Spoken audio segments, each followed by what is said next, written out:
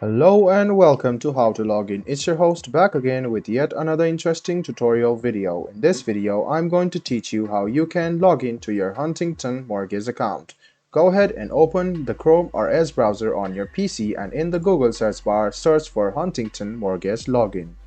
Click on the first link which appears on your screen. It will take you to the official page of Huntington Bank. Now, you can see the login on the top right hand corner. Click on Login.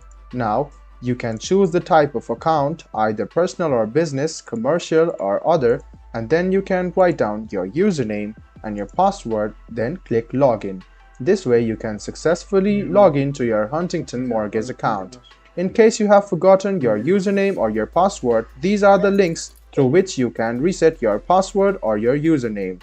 And if in case you are new to online banking and have not created an Huntington password or your account, you can click on this link and create an account for yourself.